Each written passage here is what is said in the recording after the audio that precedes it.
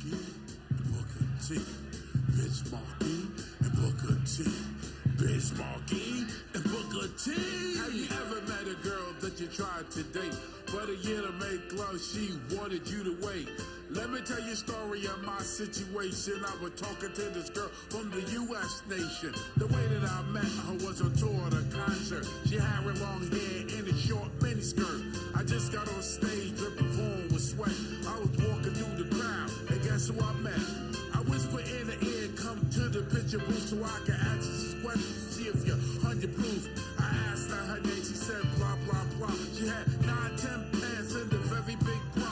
I took a couple of flicks and she was enthused. I asked, how you like the show? She said I was very amused. I started throwing bass, she started throwing back mid-range. But when I asked the question, he acted kind of strange. Then when I asked, do they have a man? She tried to pretend. She says, no, I don't. I only have a friend. Oh, baby, you got what I need. But you say she's just a friend. But you say he's just a friend. Oh, baby, you got what I need. But you say he's just a friend. Or you say he's just a friend. Nah, that was it.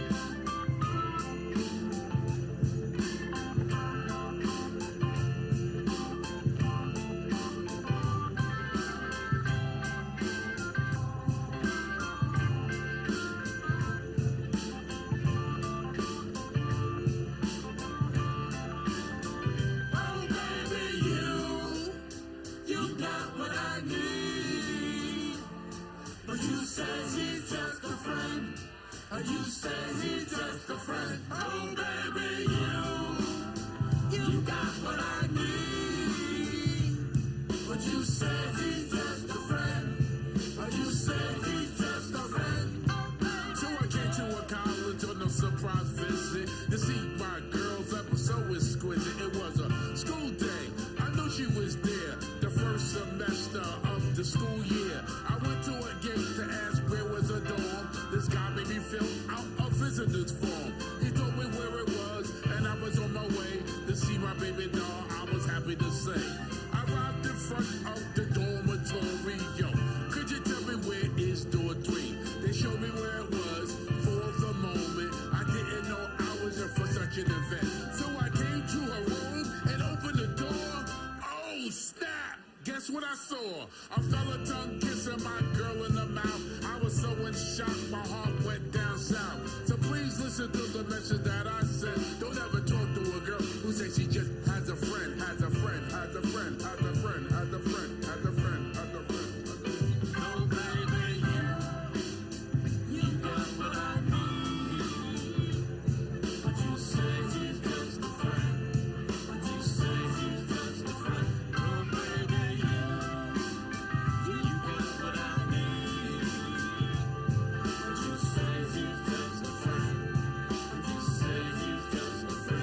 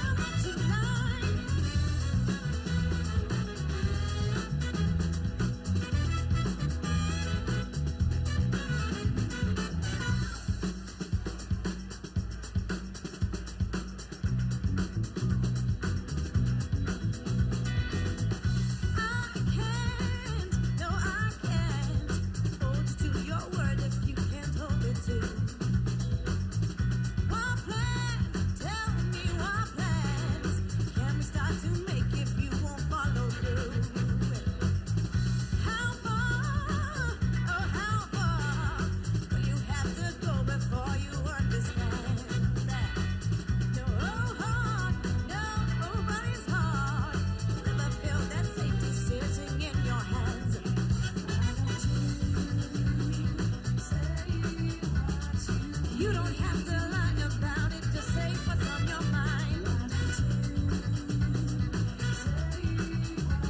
You told me 50 times or more, but I know how much you like.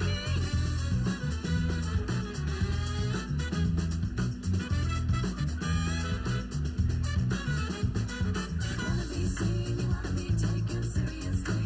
Let me be a man of your world, a man of your word. Wanna be seen, you wanna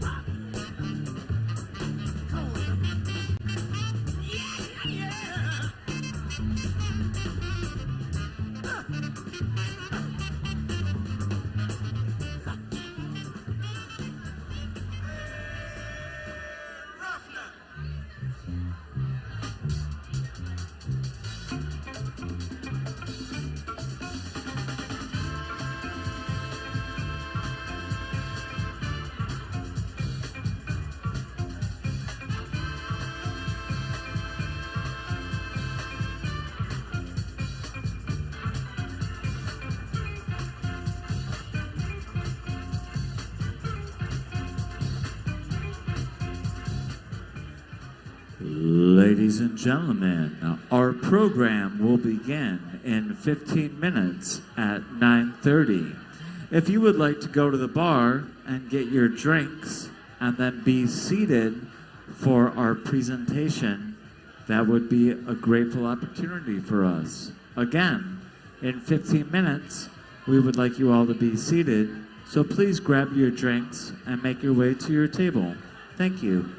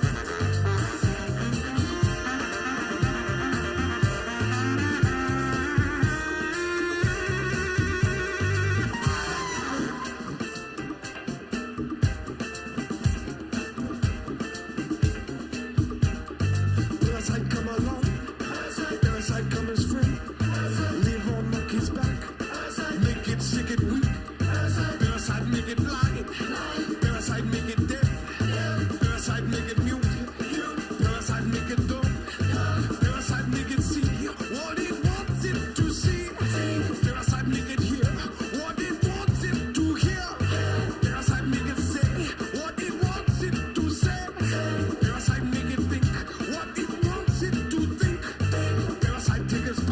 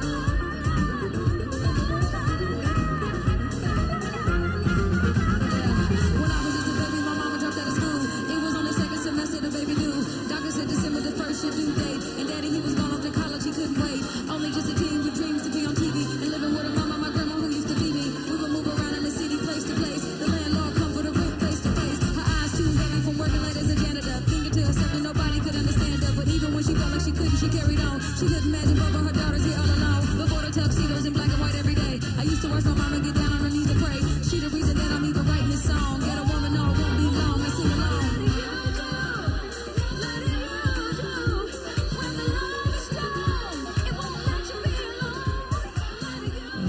Ladies and gentlemen, AI After Dark will begin now. Please welcome your host, Dr. Ajay Kohli.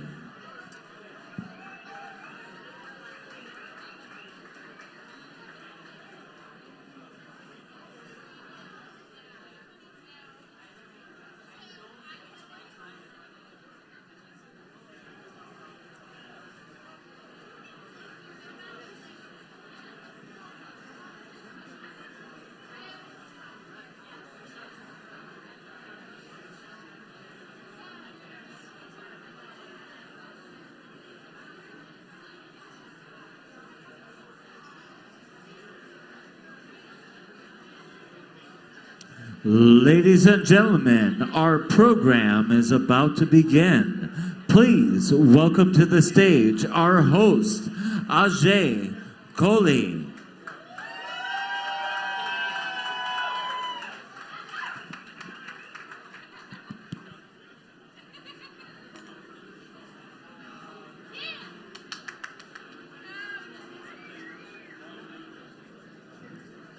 Ladies and gentlemen, welcome to the 3rd annual AI After Dark. Are we ready for the best evening of RSNA? Come on, people, make some noise. Are we ready? That's what I expect from the best crowd at RSNA. My name is Dr. Ajay Kohli. I'm a radiologist, entrepreneur, and an investor in all things healthcare, and I'm your host for AI After Dark. All of you have been individually invited to this event. This truly is the creme de la creme of all things healthcare and innovative technology.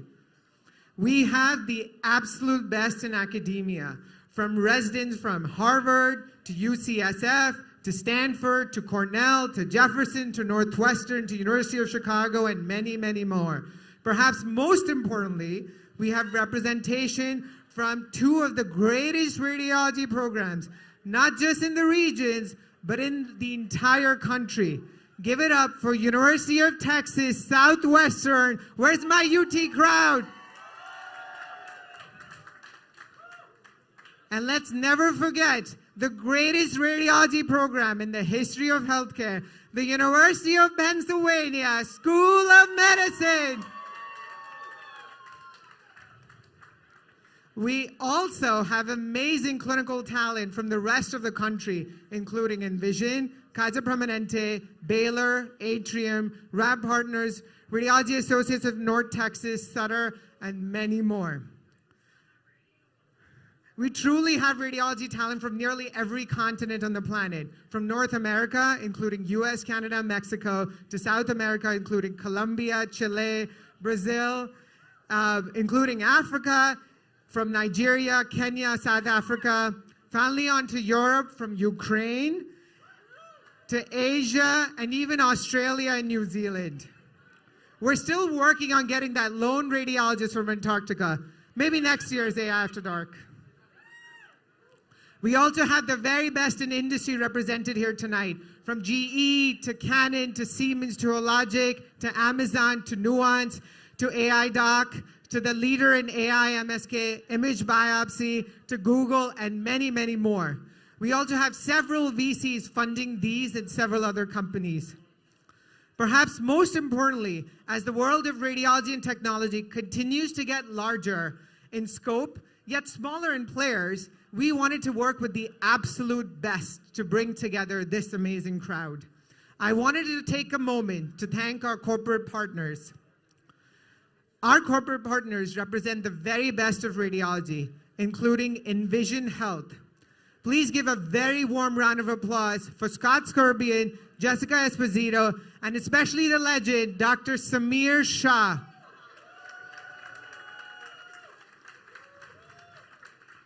Envision Radiology is quickly building a clinical powerhouse that's going to dominate the radiology workspace. All the other radiology groups, you better watch out. We would also like to thank our AI corporate partner, Cure, especially Rohit Ghosh, Dhruv Pandey, and their team. Elite entrepreneurs, these Cure guys are building one of the best AI companies in the whole world. Huge round of applause for our AI partners.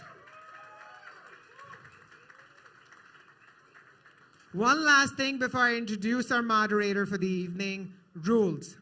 There are no rules. We tried implementing rules in the last several years, but after an open bar, none of y'all give a shit about the rules. So no rules this year. Just make sure to tweet and share hashtag AI After Dark, and we are also being live streamed on all social media, including LinkedIn and Twitter. Well, as long as Elon Musk keeps Twitter alive till tomorrow morning. Speaking of tweeting, it is my honor and privilege to introduce radiology's chief twit himself, our moderator, Dr. Saurabh Jha, aka Rograd. Radiology's provocateur-in-chief, he's going to take the most significant conversations into dangerously new directions that they've never been in and keep on pushing. Give it up for the legend himself, Rograd.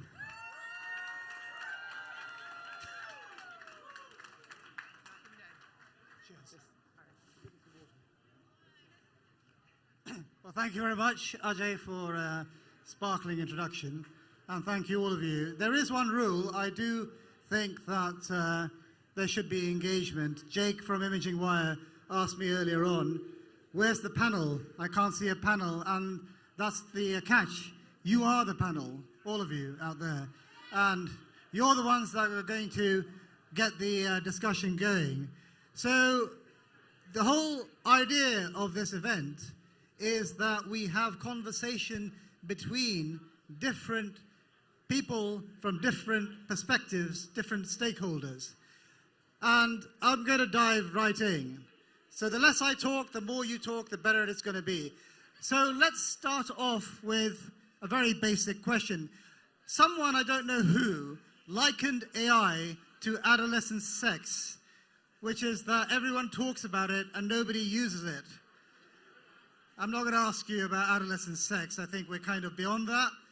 But artificial intelligence. Very simple question. Who's using it? Okay, now you're going to ask me what's the definition of artificial intelligence, and don't get into this machine learning versus compressed regression. Who is using AI for diagnosis and triaging? Nina Kotler has raised her hand. Can someone give her the mic?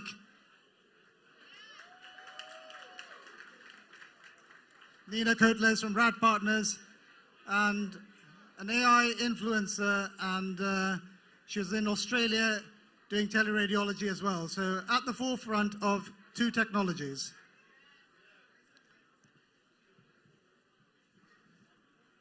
Ladies, And I want to hear from many of you, and I also want to hear from people that want to use AI but feel that it's not meeting their needs, and those that have used AI and feel that it's great or not so great.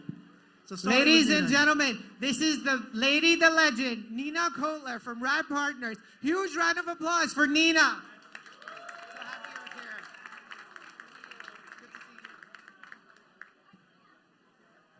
Hello. Do you want me to just start talking? Yes, please. Okay. Please. All right. So how are we using AI? Would that be a good start? Yes. Yeah, we started creating our own AI back in 2017, right? 2016 is when I first started seeing AI anywhere. And we had a use case. We're like, hey, we need to be able to create a solution that can help our clinicians remember what the best practice should be for all of these incidental findings. No one's telling us. We went out in the industry, no one was able to do it. So we found some data scientists. We're a radiology practice. We didn't have them. We found some data scientists, They created an AI platform or an AI model for us, and we've been using it ever since. It's now deployed to 1,600 radiologists across our practice. We have literally evaluated millions of exams with an NLP platform. We evolved from there to using computer vision models. We are using 8 different computer vision models that are available to 17 million annual exams every year. We have radiologists that are using it every day and have been since 2020. Excellent. Do you like it? Is it useful? One more time, Harry. Do you find AI useful? Say that again. Do you find AI useful? Oh my gosh. AI is extremely useful. I remember Harry and I got together several years ago when we were talking about computer-aided detection for triage. And Harry's like, listen, I get my studies done in 30 minutes or less. So average turnaround time's nothing. Like, what are you going to do with a triage algorithm? This was many, many years ago. And we were like, we have found so many benefits to actually deploying the model that you wouldn't have expected, right? What do you expect with a triage model? You expect that you're going to get to the case, the positive case faster, which now is actually hugely relevant because we're way behind all of our exams.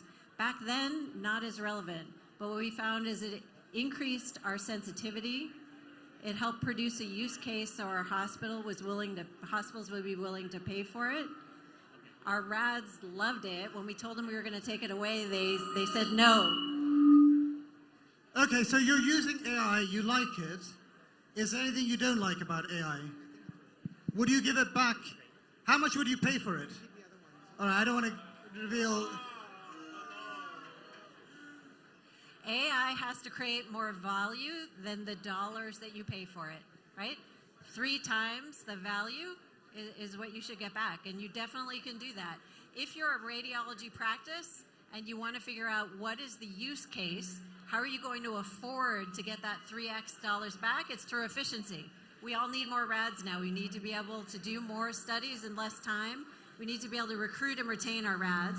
And then if you're a hospital, you get it by increasing the number of procedures, decreasing your costs. Okay, so efficiency. Anyone else using AI? Raise your hands. Ah, yes. Dr. Mogul from Hello. Kaiser, or Hello. formerly from No, Kaiser. I'm not from anywhere. I just want to say I am flying under everyone's radar screen. I want to give a highly analytic story. I work clinically only part-time. And I went, and I won't say where, I went away and I came back and I noticed when I opened the chest x-rays there were no ribs on some of them. And that wasn't there before. And when I started reading the non-contrast chest CTs, I noticed there was a new sequence that just showed where the nodules were. No one told me we had AI. I didn't ask. I wasn't told. I wasn't trained. It's just these new images were appearing on certain studies. I have no scientific report to give you, but it looks pretty cool. I mean, a chest x-ray without the ribs, I'll take it. Okay, so we have AI makes us efficient. AI is cool. Any other users of AI? You know, this is a big forum and we only have 2 people. Oh, by the way, I want Americans to speak because I know the British contingent are using AI. Any other users of AI? Supratik, you're a bit quiet. You've been using AI? Walt Wiggins is here from Oh, Duke. What's up, Walt? How are you using AI to transform Duke? Tell us. Well, so I'm going to give a slightly different perspective. So we are using AI at Duke, and yeah, we have some cool stuff that subtracts out the ribs and subtracts out the blood vessels, so all you see is the lung nodules, but occasionally something happens and AI goes awry, and we get some bad results, and we got to figure out feedback. We got to figure out what to do with it. And that has been a source of a little bit of frustration lately. But what it really comes down to is that we didn't have a good plan to implement it in the first place. Okay, so we have bone segmentation, we have cool, we have efficiency. Is AI helping anybody miss fewer things? Is it reducing your false negatives? Mic over to Nolan, and then over to Supratik.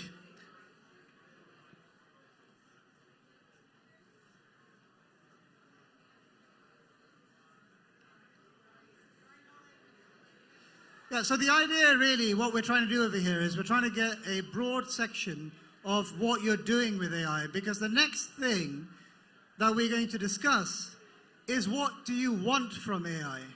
And we have industry, left, right, and center willing to listen to you, but I think, we have to be very specific with the details. So, people in the back, we are in the company of Twitter celebrity genius, the great Nolan. How are you using AI?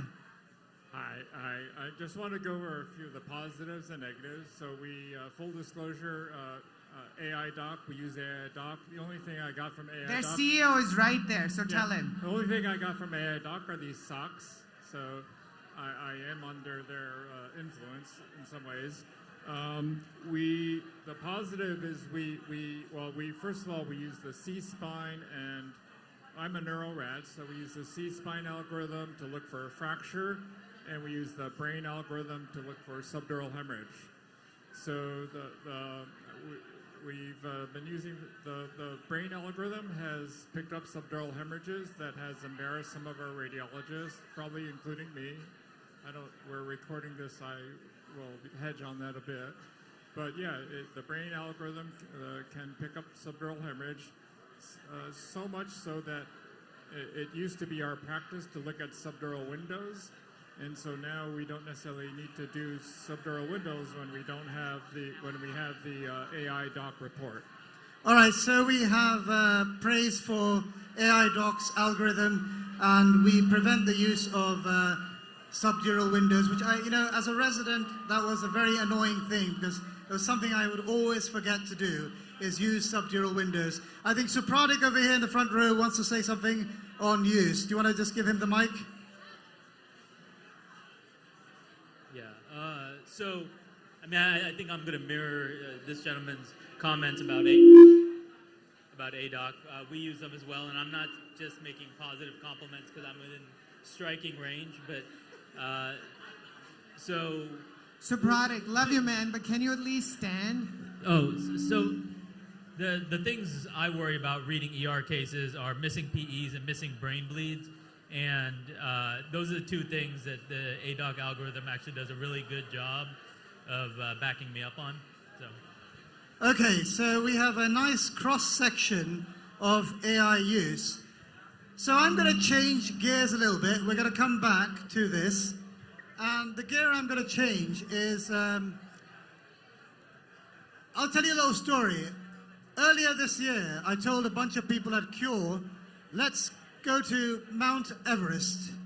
And we discussed this on Zoom, and within 2 weeks, we were actually on the trail, heading to Everest with AI and a chest x-ray. And unlike the actual radiologist on the trip, me, AI never got hypoxic, and we actually took an x-ray at 5,500 meters. So when it comes to AI, the obvious use is in low middle income countries. So I want to hear from... Ladies and gentlemen, I apologize for the interruption, but if you could please be quiet while we are listening to our presenters. Yeah, Samir would appreciate it very greatly, as will our presenter. So if we could lower our volume in the crowd so that everyone can be a part of this experience, we would be very grateful. Yeah, Thank you much for your accordance with this request. Thank you. I did warn the organizers not to invite any riffraff, but they didn't listen. So the obvious question here is, how is it that AI is a sustainable model in low middle income countries? My question is to Dara Keller from Cure. Give the mic to Dara Keller. Dara Keller is an Irishman, but no one's perfect. Hey, Sir Rob. What was the question again? I didn't hear you. I forgot. What was the question again? Oh, it's about, look, I'm going to put it very bluntly to you. How the hell are you making money in low middle income countries? That's what we want to know. What's the business model? Is this a serious question? Oh, absolutely. Some people in this room need to leave, though, I think, because I'll be giving away some trade secrets. But for those who are staying here, I would say that we have an opposite problem in the public health space where there isn't radiologists. So there's people, I don't know, is Dan Malura here from Rad Aid? But if anybody from Rad Aid here? Farouk. Now you're looking. This is the person you should really be speaking with, because people like Rad Aid are really trying to provide expertise. Dara, I'm going to stop you for a second. People in the back, he's Irish, he's polite, he's not loud like me. I'm American. So please, people in the back, shh. Shh.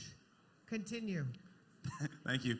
So I would just say that, shout out to Rad Aid, because honestly, Rad Aid is trying to enable experts from around the world to operate within low middle income countries. So AI is needed in a lot of these places more so than in UPenn or MassGen or wherever, where we do these amazing studies, great collaborators, and then you get comments saying, oh, well, actually, we don't think the AI is helping us. Obviously, you have a lot of expertise.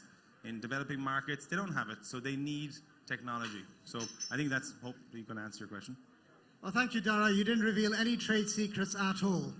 You basically said there's a need. Okay, Farouk, where's Farouk? Farouk, come over here. Farouk's always at the bar. That's my influence on him. And he's not sober, so this is going to be good. Well, I'm glad. I mean, this is the first RSNA Tuesday that I've been sober at 9:30 p.m. And I wouldn't wish this misfortune on any one of you. Farouk, my question to you is very simple. Can AI in places like Nigeria actually bridge the radiology deficiency? Can it get to Boko Haram territory? I've learned a little bit. I read The Economist. So Harry and I were just in Nigeria a couple months ago, so he knows all the lingo and everything. And Boko Haram is actually looking for you, so be careful. Yeah. So I think the simple answer is yes. I think in LMICs and low resource settings, we're seeing it. It's already happening, right? There's portable X-rays embedded with AI softwares like Cure AI and remote settings, and it's happening without us radiologists. So I think we need to be aware of that, and we need to be concerned. We need to make sure that we are more involved in the proliferation of AI and LMICs. And I do think the conversation is different in LMICs. It's not about whether or not it can replace radiologists. It's about whether or not it can provide something in a place where there's often nothing. So the value proposition is a lot different. And I think we need to understand that, and we need to stop being so scared about AI and make sure we are part of the proliferation of AI. Thank you. All right, that's a round of applause. That's a very powerful statement. Don't be scared. And By the way, Boko Haram took Harry, they returned him. They were like, not worth it. Sorry. so I don't know if Dara, you heard what Farouk said. It's AI companies bypassing radiologists, and no names mentioned. But that's a very good point. The point, of course, is that AI, and I'm being very serious here, I'm being as serious as I can be. AI is an equity solver. It's an inequity reducer, because fundamentally it's a technology that is cheaper than the alternative. So in that same line, I want to ask a question to Saeed Zaidi, who is an ACR champion on population health. Can you see AI entering the space here in the field in order to expand access to marginalized communities? Yes, I think that so far AI is being used to essentially copy what radiologists are doing. Okay, they're just copying the visual diagnoses. When we can diagnose intracranial hemorrhage, we can diagnose rib fractures, we can diagnose PE. I mean, it's a good entry point, but we need to go beyond that as far as population health management and working with marginalized communities, such as we should be using AI to make diagnoses where the radiologist is not making them normally. For example, looking at osteoporosis on a CT scan, okay, picking up body fat density or liver steatosis, fatty liver, to be able to enroll people in chronic disease management programs. That way you actually expand the value that radiology is bringing to the enterprise. We can actually have downstream savings where radiologists start to manage more care, because we are seeing the fee-for-service system is falling apart.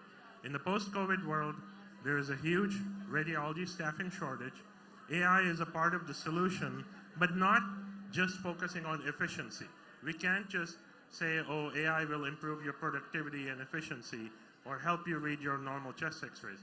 There is a way to actually impact the downstream cost savings and to be able to then improve access to healthcare all over the United States. Well, thank you. This is really very, very important stuff. What we're saying is that we can go very far, but there's the last mile problem. There's always the last mile problem where you need additional technology to help you through. So in the same vein with equity, does anybody else have any thoughts on the AI reducing inequity and improving access? Anybody have experience in the United States for that? Okay, well, since nobody's mentioned the United States, I'm going to mention the NHS, the National Health Service, socialized medicine, communist ideologues, but they're using AI left, right, and center. Rizwan Malik, can you tell us a little bit about the AI use in the NHS?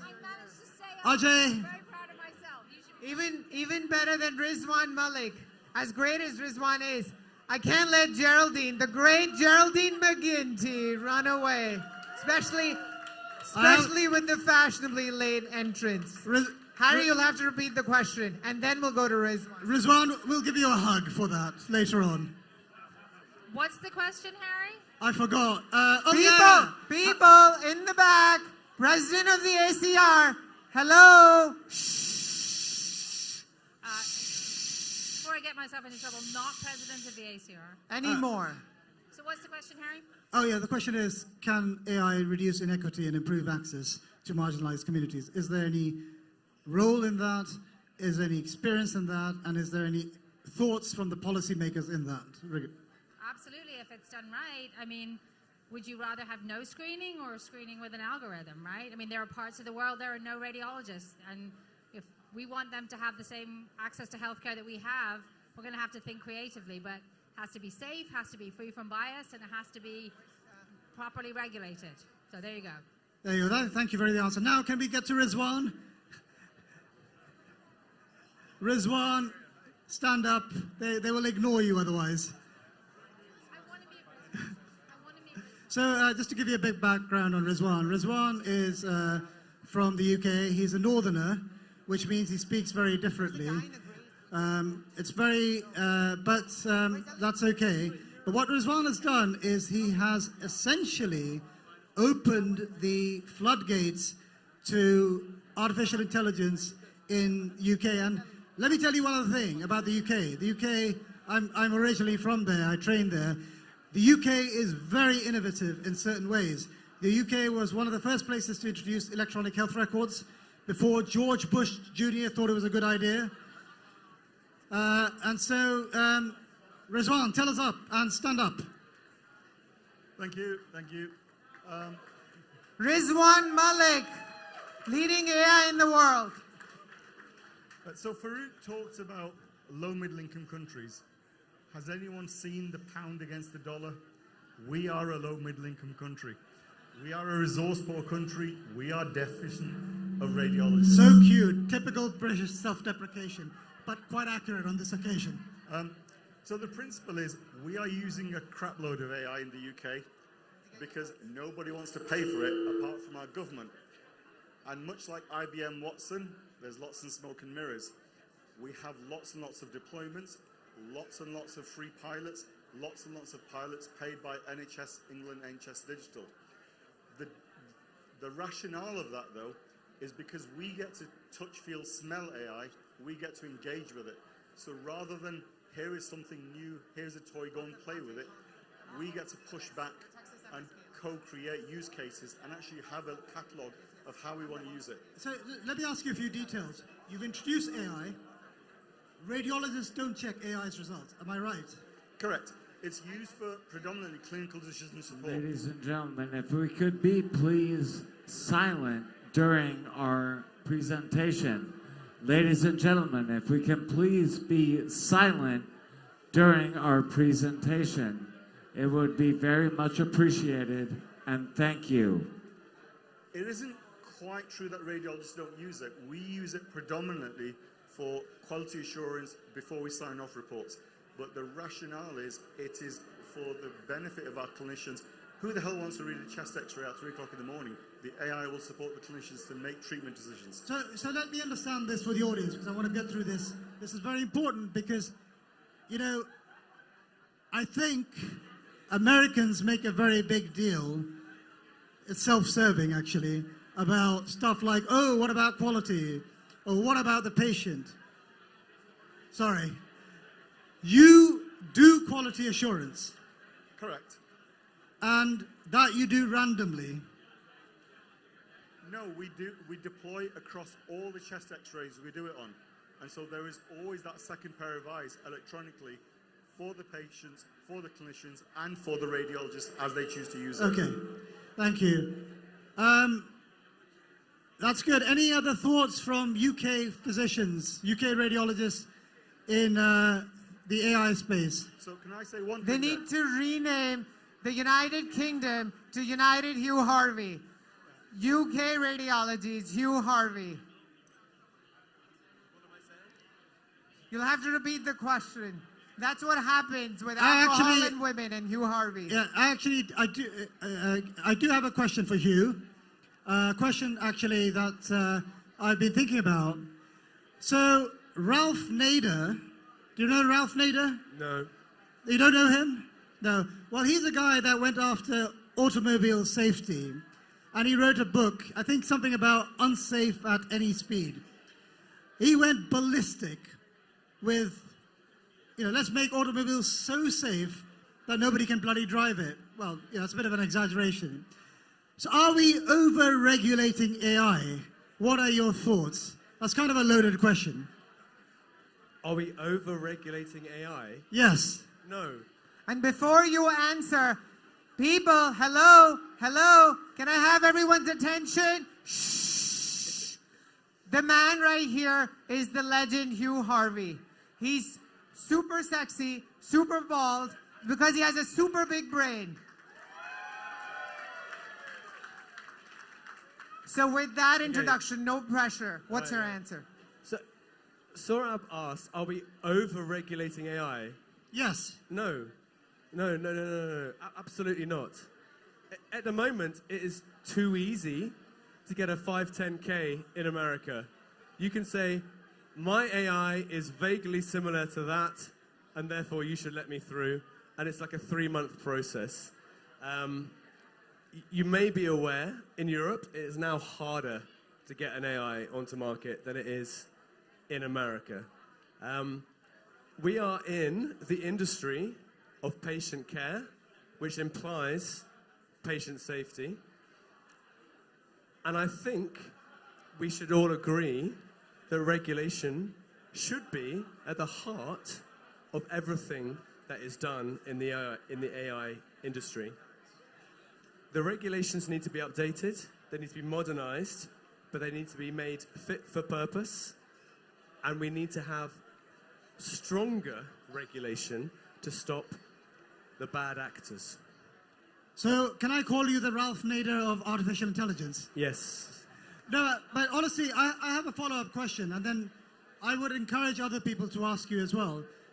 You once said that information should be treated like a drug and device. Do you believe that?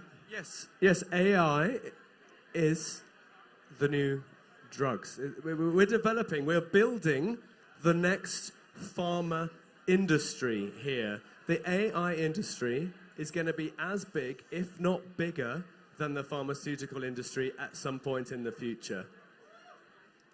Thank you. Does anybody challenge that notion that artificial intelligence, in other words, information, is the same as a drug and device? Don't be intimidated by Hugh Harvey. He's only the most prominent AI thinker in the UK. Nothing to worry about. So Nolan wants to ask something. Can somebody pass the mic over to Nolan? Nolan, the mic's coming to you.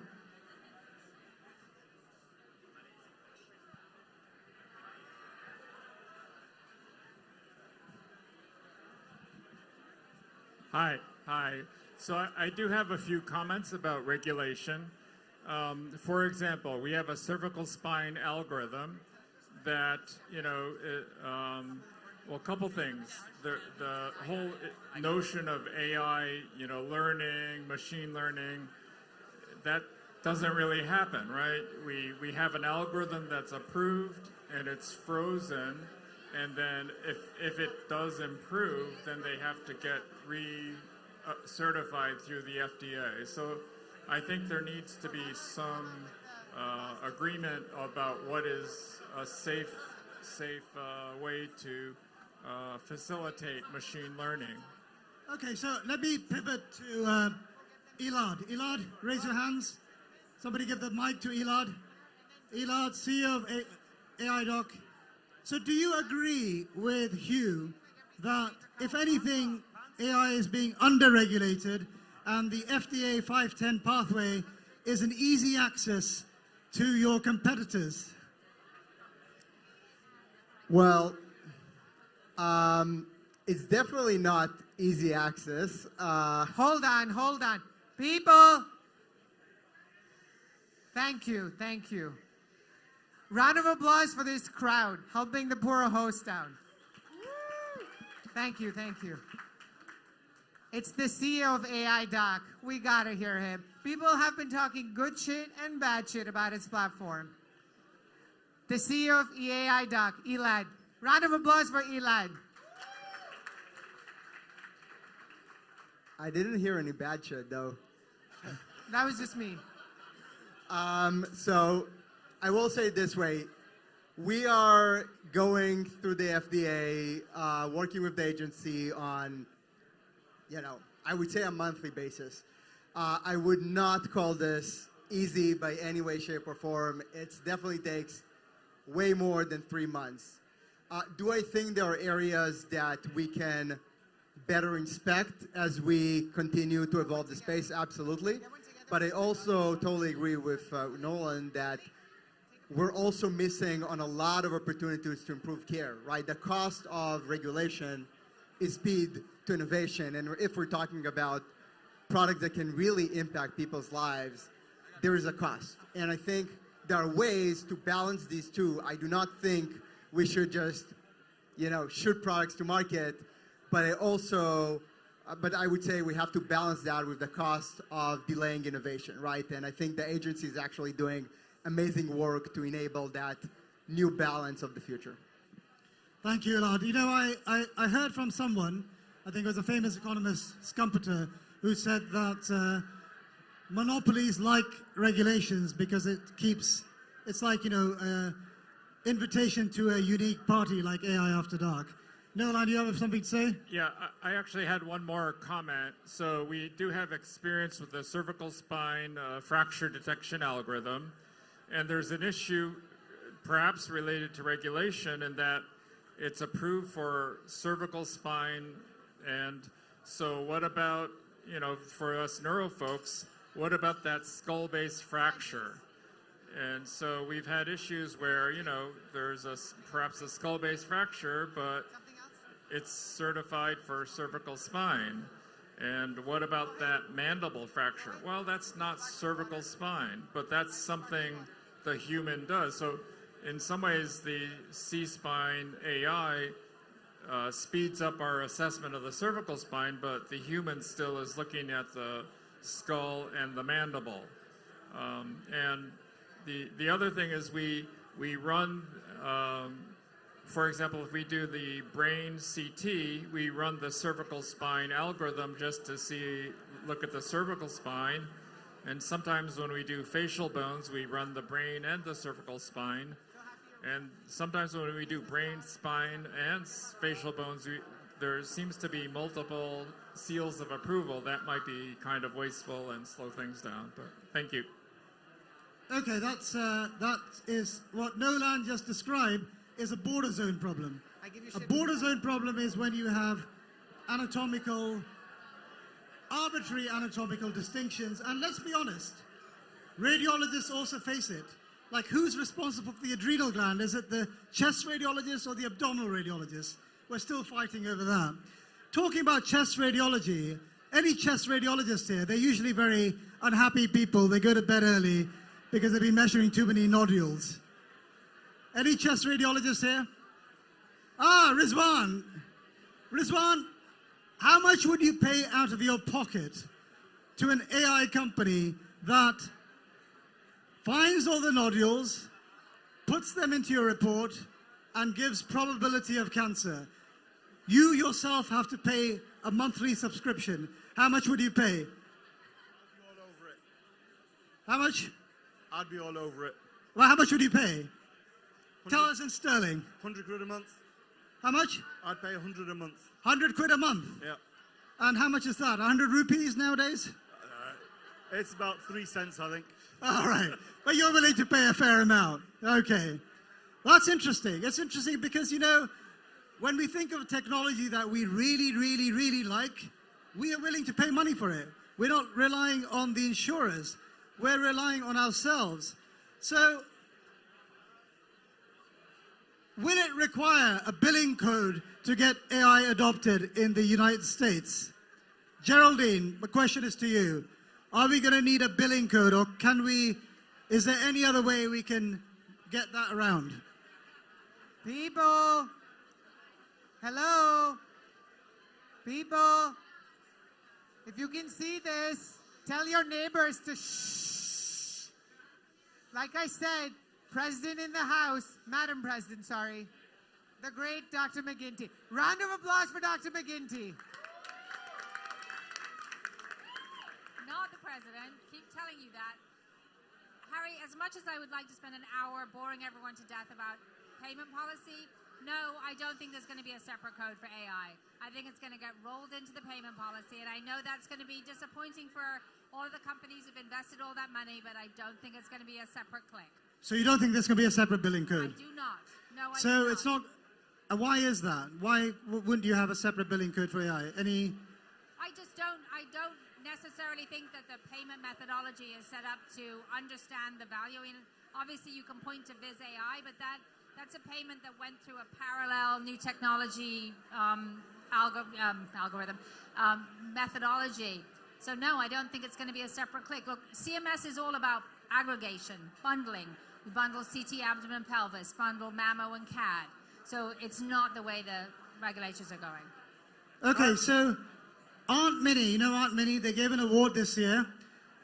It's like Aunt Minnie's best. And I don't know why they give this award in the best category, but apparently the biggest threat to radiologists is burnout. Now, burnout is something that's very nebulous, but it's real. Everybody kind of, because we're reading too many studies. So here's my question to Dr. Nussbaum. You are head of a private practice, a small private practice. You care about your employers, right? Employees, I mean. You look after them, right? If they complain of burnout, you care about them. It's a mom and pop shop. Would you buy AI to do 20% of the diagnosis to relieve your radiologist? And how much would you be willing to pay for that?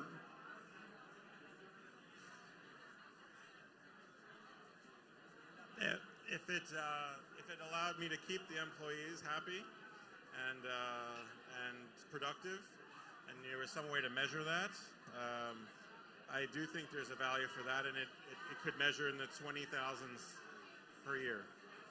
20,000 a year. You'd be willing to spend 20,000 a year to reduce burnout. Jenny Bencardino. You run a section of very hard-working people, musculoskeletal imaging. How much would you be willing to take a salary cut from all your section in order to get AI to diagnose imaging to reduce 20% of the work? People, hello, it's the host again. The person the question is going to is the great Dr. Jenny Bencardino. Woohoo! She runs a very tight shop at Penn MSK. I know that because I work at UT Southwestern MSK. She runs it and she looks so good. My boss, Avnish Chabra over there. Avnish, he runs a very tight shop. He doesn't look as good though. Just saying. All right, so burnout is definitely real. I don't think we need to prove that AI is good for us. The Margulis Award of Radiology, the main journal of our profession, went to an AI paper by Ali Germasi on fracture detection, aided by AI. So we definitely can use AI to improve patient care, to speed up workflow, and to avoid burnout. So I don't think there is a question, in my mind that that's the way to go. Okay, but that wasn't my question. Yeah. My question is, how much of a salary cut would you take So- in order to buy AI to take 20% of your work? So can I give a shout to one company or not? You can. So Glimmer is going to be providing free services for us for 2 months. And we'll decide if we want to, pay out of pocket that money to them in order to improve our fracture detection efficiency in patients who come through the emergency room and have preliminary reads by our residents. So apparently, based on the radiology paper, the fracture detection increases 10 to 30% using Glimmer. So yeah, we'll be willing to pay for it. So you're willing to pay for it. So Elad, Rohit, Rick, are you paying attention? They're willing to pay for AI to reduce burnout. There's your business model out there. All right, so I'm going to move to another question. We're coming to the end of the evening, so there's going to be plenty of time to network. And if those on the side haven't adequately spoken to each other, now's your opportunity. So one of the very cool things about AI is the fusion of AI and hardware. One big example is the chest radiograph. Michael Carey from MinX-Ray, who accompanied us onto Everest. He's a very adventurous chap. He's been to far-fetched corners of the world, including Antarctica, I believe.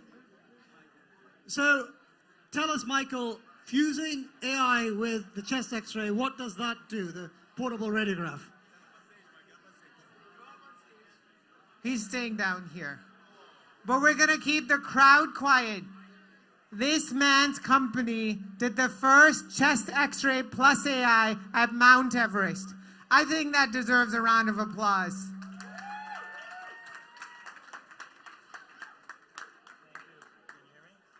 No. Can you hear me? There, yes. That works. So the implementation between AI and hardware is, I think, perceived very differently in the marketplace, right? Because I come from a commercial enterprise, right? And what we're seeing with the AI, where it's really needed and deployed widely in developing nations, right, is we talk about regulation and we talk about cost, we talk about access to care. We did this program in Everest to bring attention to the challenges in the developing world where we can provide access to care. The problem is availability, right? And so in this very capitalistic environment, right? Where there's a chronic shortage of radiologists, right? That space will be filled with AI. 10 years ago, nobody thought they would be checking out their own crap at Walmart. Right? Nobody thought you would be checking out your own crap at Walmart.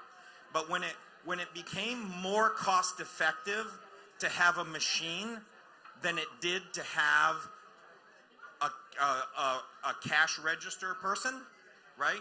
It changed. And in radiology, it will be the same thing.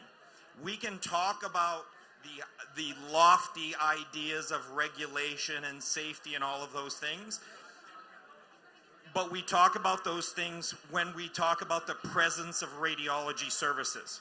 If you go to the places I go, they don't have them. And right now, AI is way better than nothing. And that's what these people get, is nothing, right? So the reason that you see funding and the reason that you see Cure AI being able to develop a model that works in those areas where there's lack of access to care is based on our own inability to deliver to those services to the people that need them the most. And once we identify that we can deliver those services to those people that need them the most, those of us here that need them the least, right, will fall right into the model because we're all capitalists. And we'll figure it out to make it cheaper, right? So if we don't figure out a way to integrate this AI into the business model of Ladies healthcare and in the gentlemen, West, if you can please attenuate your speech between your common conversation so we can pay attention to our presenter. If you could please attenuate your speech, which means be silent, so that we can pay attention to our presenter. Thank you very much. you're going to find your radiology services like you found your Walmart greeter, right? They're going to be checking out at the radiology department and getting their reports on their own.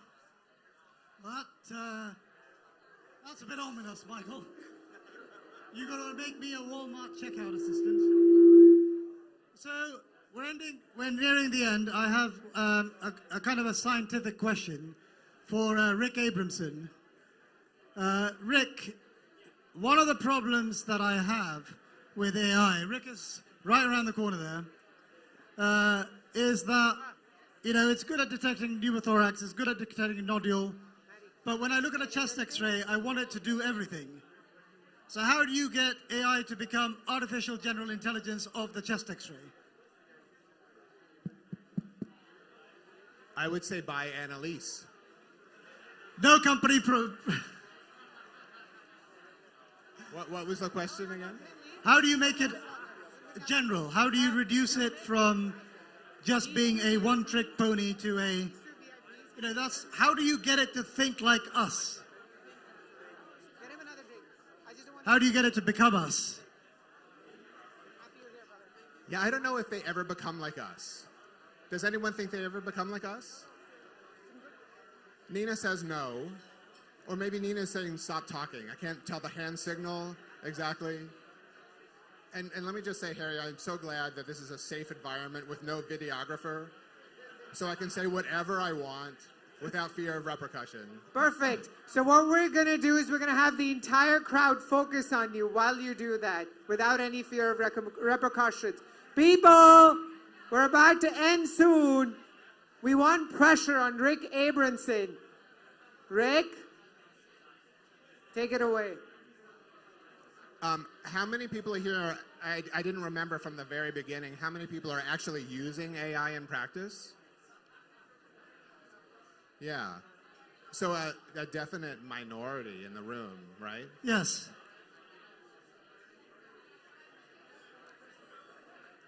Can I hand off to a friend? Harry, am I allowed to do that? Yes. Can I hand off to Dr. Catherine Jones, who's here from Sydney, Australia, and would love to answer that question despite her jet lag? Yes. In the meanwhile, Dara wants to say something about my question. Go ahead, Dara. So Rick, and so this is going to be controversial, so here's what I'm blaming you in advance. I would say the comprehensive model this is a great soundbite, and I think everybody's scared by this. I'm not going to lie.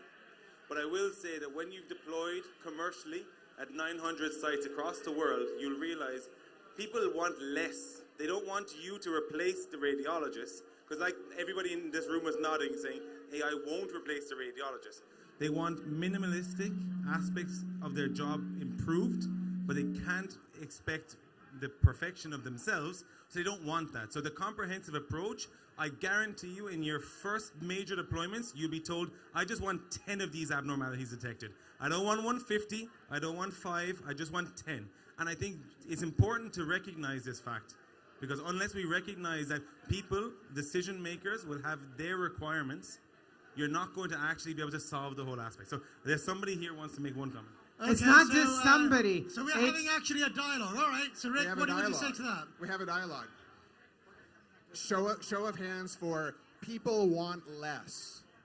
People want less. Not many people wanting less. I just want to make that observation. And I'd also like to, I'm going to hand off to Dr. Jones, who actually has a lot of experience with a real-world clinical deployment across hundreds of sites with a comprehensive model. So let me just recap the question. This is a very important question. Do we want AI to be comprehensive and think like us, or do you want it to be nodule, pneumothorax, fracture, bleed? Thanks very much. So for those of you who don't know me, I'm from Australia, which is a very, very, very long way away from Australia, where we, for once in the history of this planet, are leading the way. We've been using comprehensive AI for more than 2 years. And in fact, about a quarter of the chest x-rays that we do across Australia are analysed by AI to assist our radiologists. That's a quarter. It's actually a huge number. And when you try to do a large-scale deployment and no one will want comprehensive AI, well, the top 4 largest private practices across Australia all said, yes, please. And the answer isn't because we want to see more data in front of us when we do our reporting. All of that is customizable. The thing that our radiologists want is something to make our job easier and something to make our job faster without compromising patient quality and the outcomes for the patient. It actually makes it better. Now, without having that comprehensiveness, you can look for 1 or 2 or 10 things, but that barely covers even half of our patients when they come through the door. You need to be able to say, I'm confident that I've got it right, and my safety net of the AI is comprehensive enough that I'm confident in it. And so when we have that security and we ask our radiology colleagues, do you want us to take this away? They all just say, no, no, no. Because when I can't access it, I feel like I've lost that second pair of eyes. And that, in the real-world practice over 2 years, is the proof in the pudding right there. We'd love to get your thoughts. Okay, so this is a good point to end this evening's discussion. And it's a point that's going to be very important for radiologists to resolve. Do you want AI to be an enhancer or just take some of your work in the entirety? My feeling is the latter for myself. I think everybody has different feelings, and I think this is not just a industry strategy point, but very much of a philosophical point. Well, this year, AI moved to the south and north pavilions. It used to be in the basement. Next year, who knows? It might be at the Hyatt Bar, but it's making progress. I'd like to thank all of you for attending. To sound like someone from Southwest, I know you had other choices. Bullshit. You came for the free drinks. So I'm glad you all came. I'd like to thank our sponsors, Envision and Cure. It's not a coincidence that they partnered together. Teleradiology and AI are natural friends. As Arjun Kalyanpur said, they're birds of the same feather. I would also like to, I would like Arjun Kalyanpur to say something. He's raised his hand. Let's give him the mic.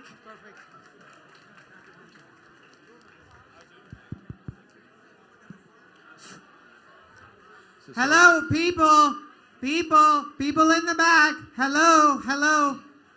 The man about to speak is Dr. Arjun Kalyanpur. He runs the largest teleradiology practice in the world. Huge round of applause for Dr. Kalyanpur. By the way, before you speak, Arjun, a huge round of applause because we're in the company of radiology excellence. Dr. Rovsky is here. Huge round of applause for Dr. Neil Rovsky. Woohoo! Thank you. Back to you, Arjun. So, Saurabh, perhaps an appropriate way to end this evening would be on a slightly crude note and to take you back to the analogy you made at the beginning of AI being like adolescent sex. So teleradiology, if you think of AI as adolescent, teleradiology is a little bit geriatric. It's been around for forever, right? So I would use the analogy that AI is the Viagra for teleradiology. And it's really what's propelling teleradiology to greater heights.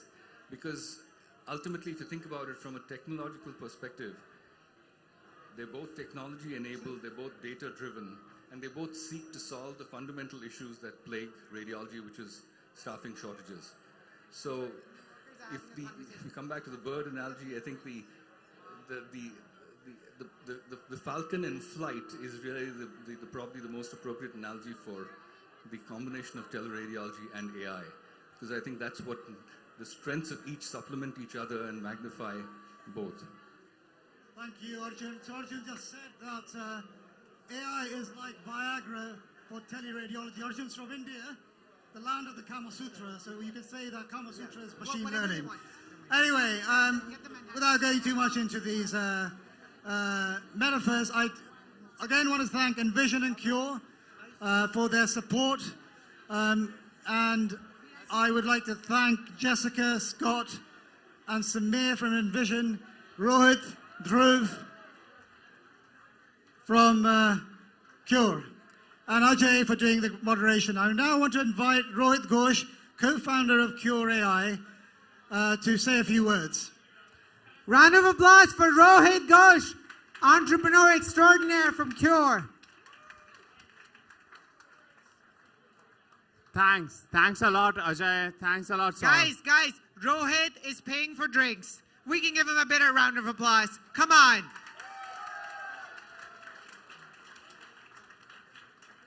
Thank you. Thanks a lot, Ajay. Thanks a lot, Saurabh, for actually hosting such a fantastic session. Again, people at the back, can I have your attention for just 2 seconds? Yeah? Thank you.